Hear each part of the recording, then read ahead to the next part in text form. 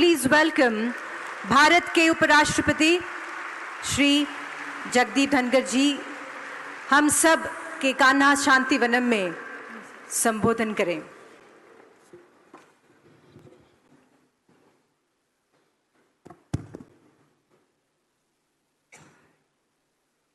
Honorable Governor of Telangana,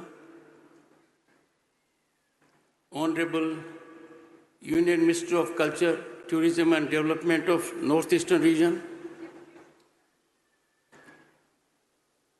Honorable Culture Minister, Government of Telangana, most revered Daji,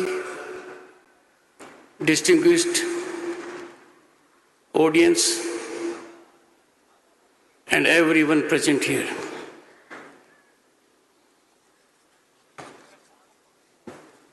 It is truly an honor and a moment to ever cherish to address this esteemed gathering of spiritual luminaries of all faiths and beliefs, scholars and seekers from across the globe. Friends, befittingly, the event is taking place at Kanha Shanti Vanam, the largest meditation center in the world.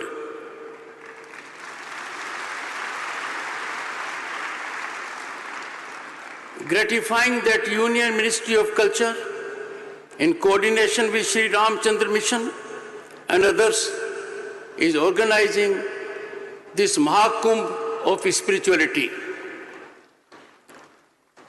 Sri Ramchandra Mission is a spiritual movement with focus on practice of Sahaj Marg, of heartfulness meditation.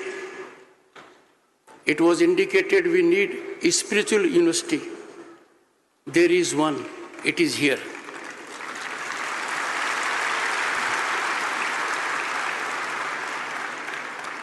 It has only to be legally sanctified.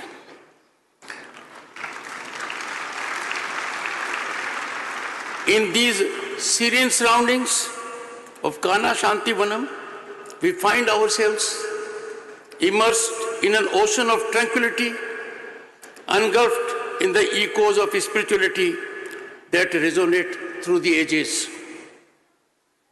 The theme, Inner Peace to World Peace, bears huge contemporaneous relevance for the welfare of the entire humanity in today's global environment.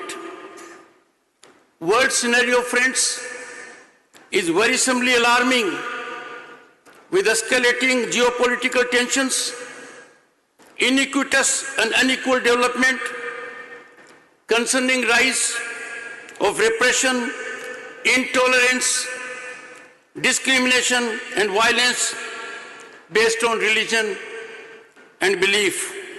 In this situation, our Bharat, home to 1/6 of humanity, is a beacon of hope, beacon of enlightenment. At the heart of our civilizational ethos is principle of Sarva Dharma Sambhav. India has consistently over ages, and it continues to be proud champion of pluralism, firmly upholding the principle of equal protection and promotion of all religions and all faiths, reflecting unity in diversity. Our Bharat is unique in this respect. No other country can match our track record for thousands of years. Our rich history as a pluralistic and democratic nation, embracing diverse religions, has proved refuge for those persecuted for their faith, whether Zoroastrian, Buddhist, Jews, or any other belief. They consistently found in India a sanctuary free from persecution and discrimination. The Indian Constitution enshrines the values of secularism, equality and justice. Recent steps by way of CAA are aimed at providing relief to persecuted religious minorities without infringing upon the rights of any existing citizens. Friends, it is unfortunate that some fail to recognize the historical context and soothing impact from human rights perspective to persecuted minorities in neighborhood. This spiritual Mahotsav is not a congregation. It is much beyond a congregation. It is both salutation and celebration of universal values that quintessentially bind humanity together, transcending borders and cultural variations. Bharat, as I said, friends, home to 1/6 of humanity, is obvious global spiritual center. And Kana is the epicenter of spiritual movement.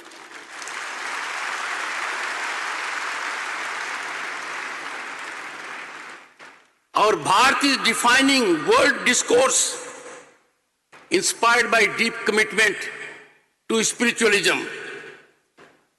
Friends, Prime Minister Narendra Modi's clarion call to seek resolution of conflagrations through dialogue and diplomacy and not war emanate from deeply embedded spiritual ethos.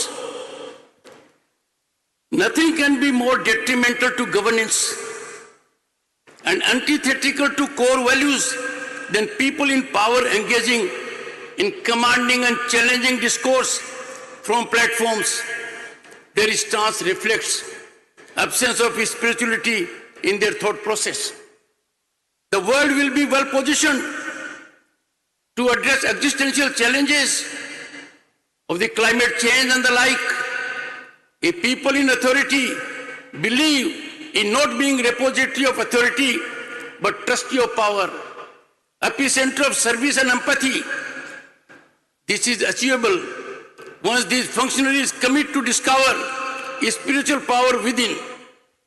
This conference, for some and all of them, would lead to their enlightenment.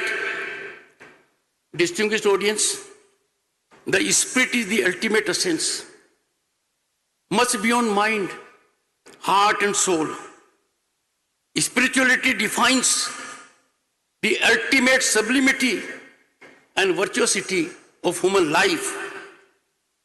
Spirituality encapsulates love, compassion, patience, tolerance, forgiveness, and a sense of responsibility.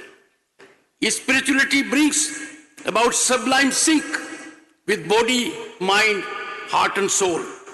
Spirituality reposed in oneself is required to be awakened. You don't have to look outside. It is within yourself. You have to discover it. You shall discover it. Friends, spirituality is not captive of boundaries or particular faith or tradition. It is a universal path that beckons to explore the depths of our inner being, to realize our nature, to recognize divinity that resides in each one of us. Friends, spirituality deeply ingrained in the fabric of Bharat is a guiding light that illuminates the path of our lives. Our 5,000-year-long civilizational ethos leave no doubt that course of events was influenced by spiritual minds.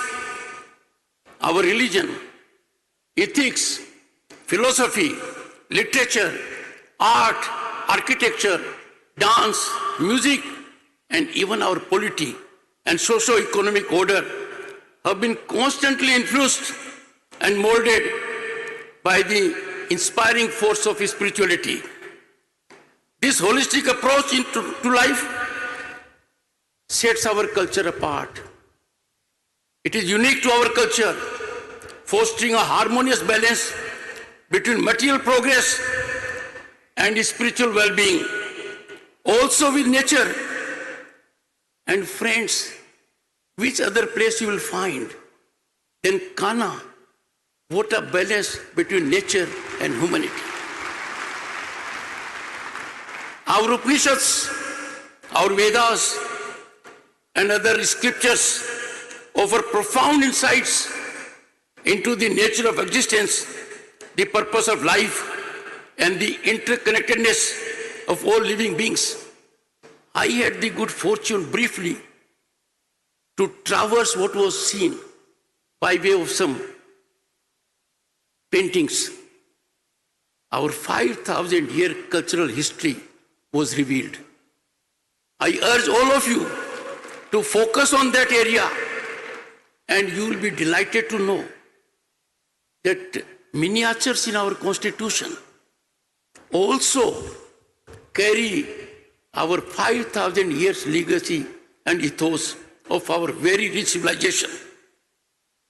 Friends, as we delve into the philosophical ocean of our spiritual heritage, which you all are doing at the moment, we encounter the concept of dharma, a guiding principle that underscores righteous path in life, providing a compass for ethical conduct and harmonious living.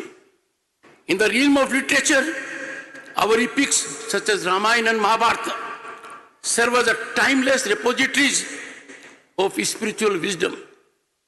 The Bhagavad Gita, a sacred dialogue between Lord Krishna and Arjuna, presents profound insights into the nature of life, duty, and the path to self-realization.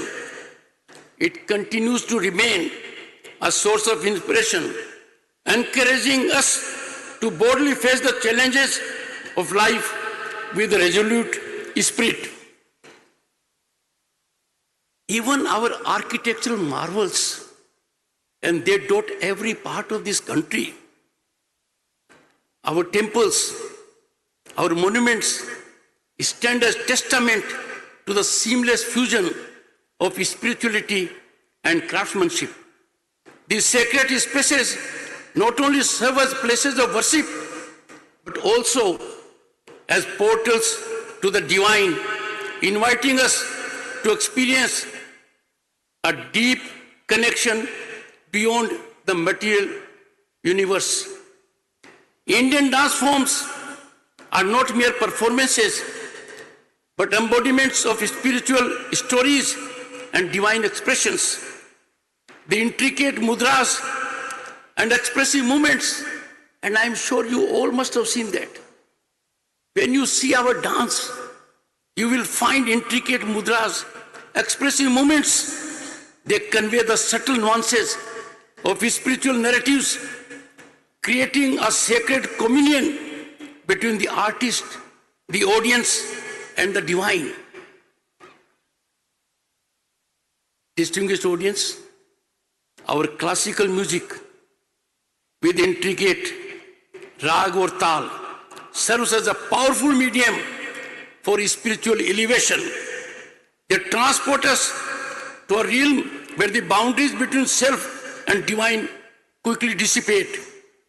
Music becomes a meditative journey, leading us to the essence of our spiritual being. In the arena of governance and social organizations, the principles of spirituality guide us towards a just and equitable society. If we look back, governance over thousands of years in this land, you will find there was a sage or a seer as conscious keeper of the person who was governing. And that is reflection of spirituality. The concept of Rajdharma emphasizes the duty of the rulers to govern with justice and compassion, giving priority to the welfare of their subjects over all other considerations. This has been a fact situation with us for thousands of years. There are empty instances of spiritual minds being conscious keepers of those in governance. Go to any part of history, किसी भी कालखंड में चले जाइए, you will find a spiritual mind being a conscious keeper of those in the seat of governance. In governance of any type, democratic or otherwise, there is irresistible urge to yield to expedient situations, to dominate by joining ranks with the larger group, sometimes completely glossing over the other point of view. But our Bharat is unique and different. It does not go by that rule. In such a situation, we have seen in our historical journey, driven by spirituality, that uniformly issues are addressed, taking care of sensibilities and addressing those minds irrespective of their number.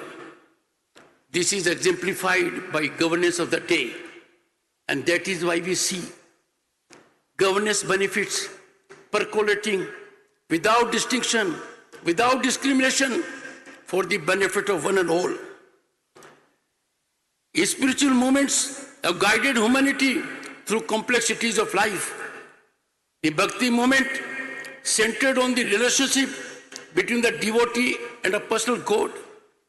Amongst those beliefs and models and modes of worship, it included the notion of internal spiritualism.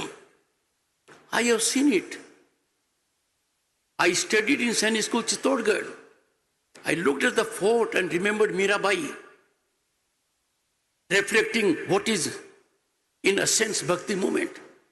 As Governor State of West Bengal, I had the occasion to visualize Chaitanya Mahaprabhu.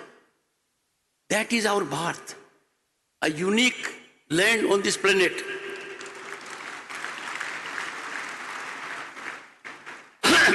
Friends, we witnessed the emergence of spiritual leaders of extraordinary stature for their times.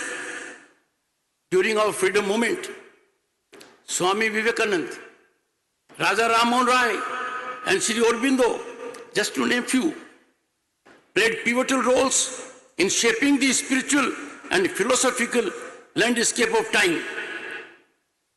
These visionary leaders recognized pristine, intrinsic connection between spirituality and the quest for freedom, justice, and the well-being of society.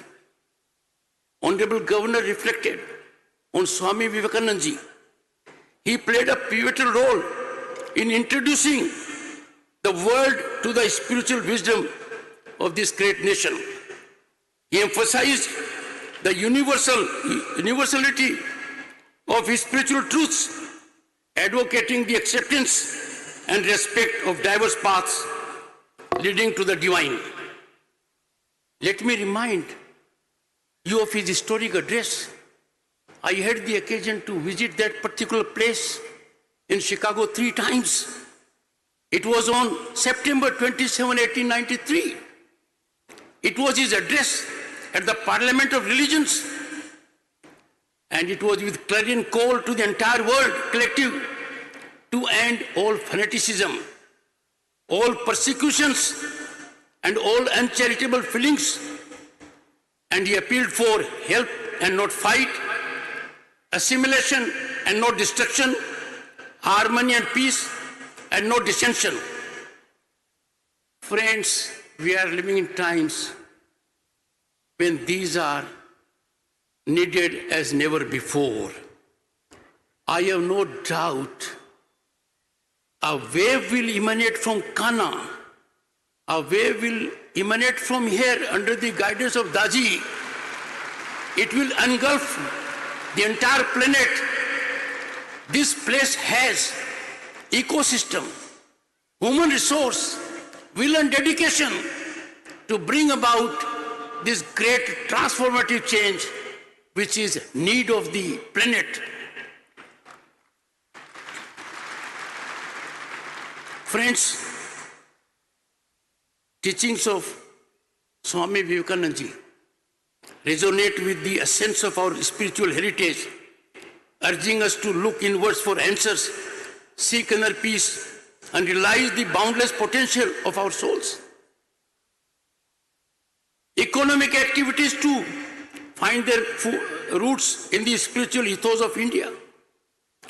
The principle of earth, one of the Purushars or life goals, advocates the pursuit of wealth and prosperity within the constraints of righteousness. Every individual on the planet has to realize that he comes on the planet as a trustee. He cannot engage in reckless consumption. He cannot act in a manner that I will use resources because I can financially afford the resources. There will have to be optimal utilization of resources, and that in a way is a facet of spirituality. Friends, it is soothing and a matter of pride for all of us that our Bharat in recent years is playing its due role in emanating civilizational ascents to the global community.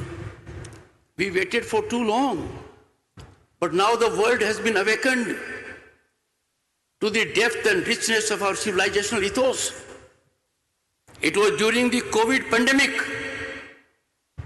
a country then of 1.3 billion people was battling to save its population. It was done very successfully. But what is remarkable is that our Bharat came to the rescue of 100 other countries by helping them with co-vaccine. We therefore practice what is known as Vasudhaiva Kutumbakam. We believe in it. The most successful global platform for G20 was when India became its president. And look at what was the choice of the theme. What was the motto? The motto was carefully chosen. It reflected sublimity and essence of our civilization. And motto of G20 was one earth, one family, one future.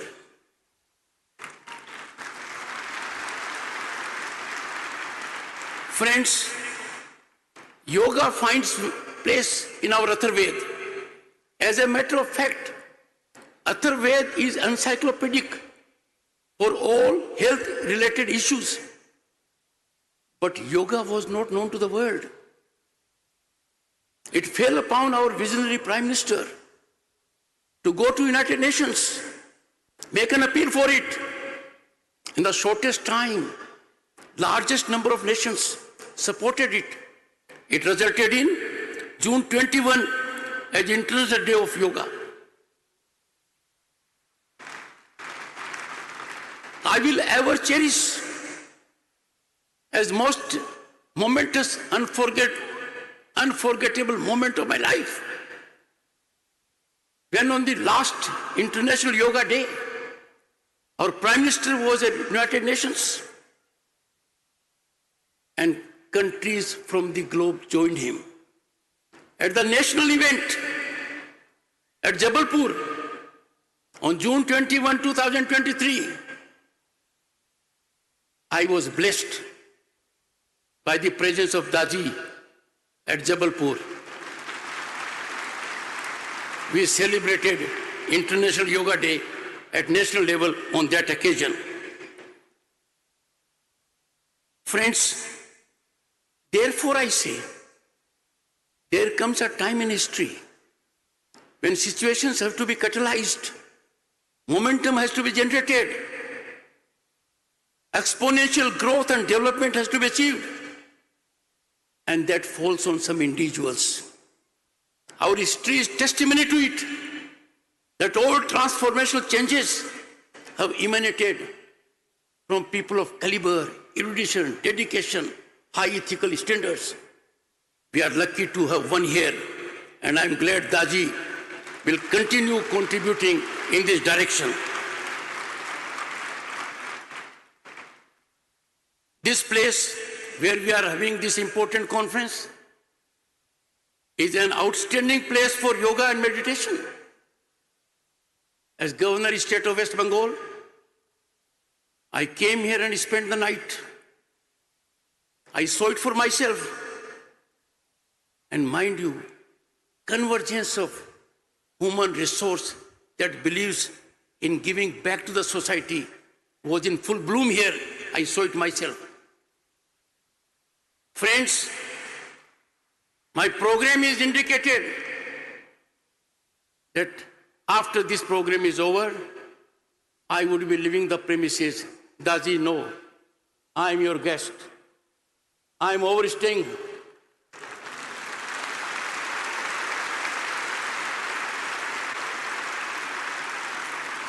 Last time also I did so.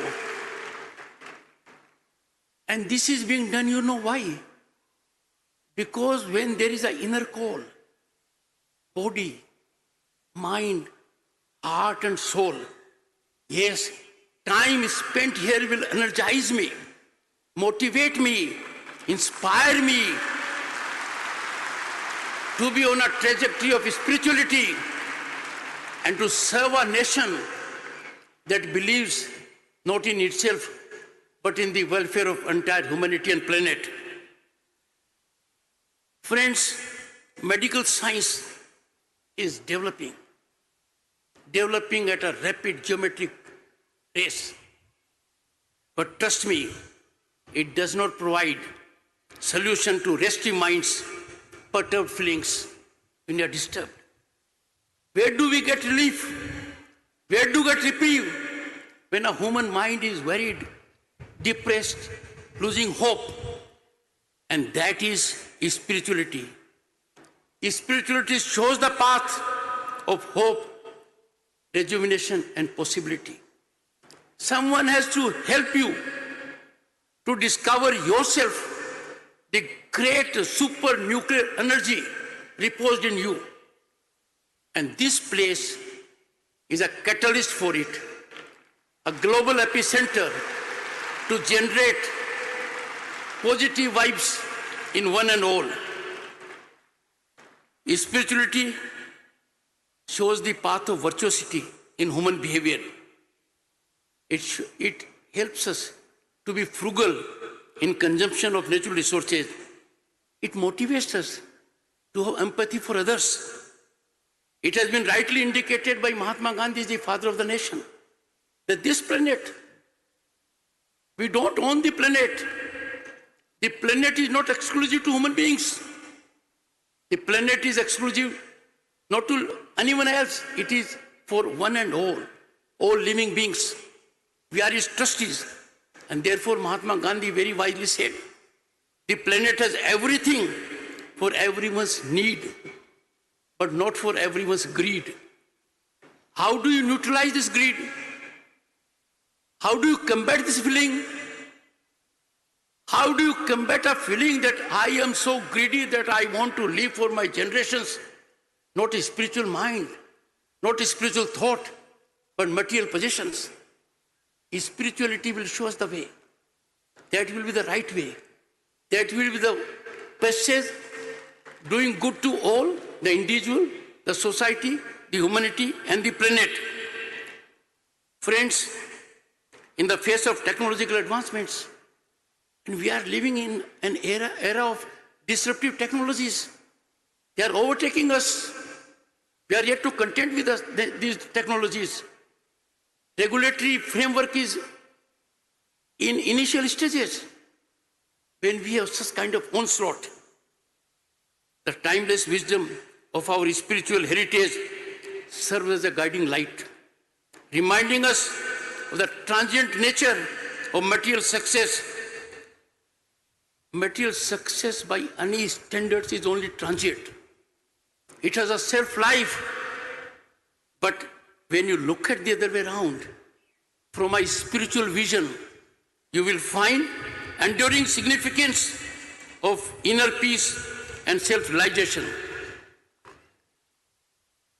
Friends, in a divided world, and the world today is divided, we are having conflagrations that are challenging humanity. There is disruption of supply chains that can cause hunger. The world is alarmingly in worrisome state. Where do you get unifying element? And that I would say, spirituality can generate unifying bond that will secure peace, harmony and stability on the planet. And the need for peace, harmony and stability on the planet has never been as serious, as urgent, as required as in present times. Friends, in such a divided world, the peace is under threat by human beings. They are endangering peace. They have taken recourse to ill directions. Some individuals are creating problem for the entire planet. How do we get enlightenment? The only passage, the only light at end of the tunnel is the light of spirituality. And we are meeting at the right time, involving people to engage into it in a geometric fashion. Spirituality has another great facet. It contributes to optimization of performance of your faculties. And not only for the individual, for the entire human ecosystem. At the first instance, and this I say because most people think, how can I be spiritual? It is an abstract idea. You say good things. How do I translate these things into practical idea? You have very worthy seers and sages here. But as a layman who has gathered some experience because of age, my assignments, and my profession, I can tell you, don't be impeded that spirituality is an abstract idea. No, it is absolutely a practical idea. It is not beyond realization. You only have to look within. The moment you look within, you will find that you will be in right groove of realization, and this will be seamless. Friends, when such issues arise in human minds, and the human mind is impatient, the human mind wants a solution. It is on such occasions as today, the occasion of World Spiritual Mahotsav, that places like Kana Shanti Vanam, that individuals can be enlightened, inspired and motivated, empowered to reach unprecedented heights. This is achievable. The power of an individual, which is within the individual, if ignited, will yield results that will baffle everyone with positivity and positive contribution. What the world needs today, the world is challenged on several fronts. It needs spirited performance of the mankind to generate an ecosystem of sustainable development and global peace. Both sustainable development and global peace are byproduct of spirituality. You practice spirituality, you follow spiritualism, the byproduct will possibly be there. And we live in Bharat, a land of hope and possibility. It is a natural place for spiritual growth. It is a place where one can discover sublimity, virtuosity, and act according to rectitude. Looking at the other point of view, looking at the other's welfare, trying to generate hope in others. This is our Bharat. I don't want to take more time, but some of the top achievers in the world, when they were in a depressing state, in a state of hopelessness, they were far away from possibility of achievement. They landed in this great land and became global leaders in their fields.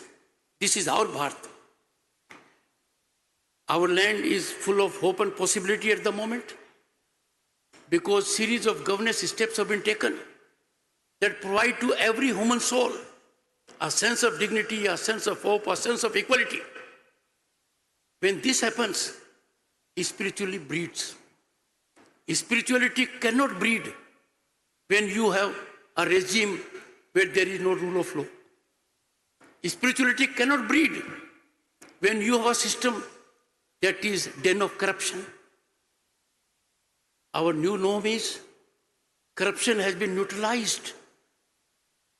We have opportunities by affirmative governance.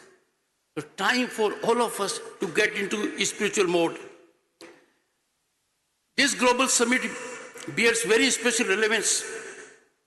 Spirituality and spiritual minds will help find solutions to the problems that are writing on the wall, that they are staring us in the face. Distinguished audience, as we celebrate the World Spiritual Mahotsav at Kana Shanti Vanam, let us reflect upon the current situation. Re-embrace the treasures embedded within the rich spiritual heritage of India.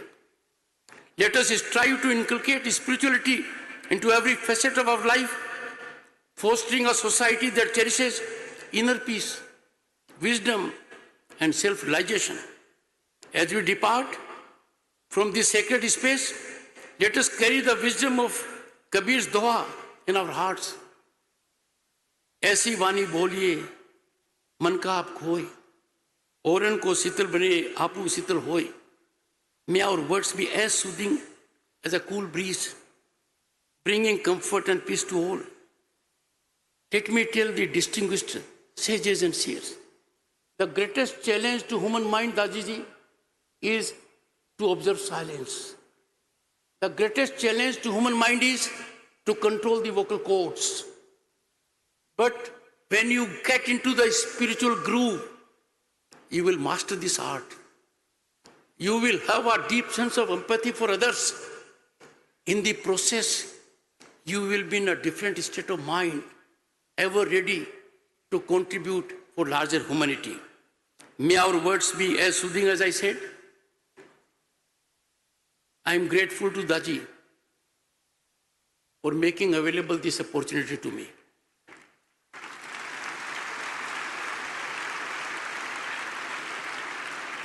Like all of you, I have many things, many takeaways from this great congregation. Let us spread spiritual vibrations of this sacred gathering so that they may eternally resonate far and wide, inspiring one and all. Once again, I am grateful for your time. Jai Bharat. Thank you.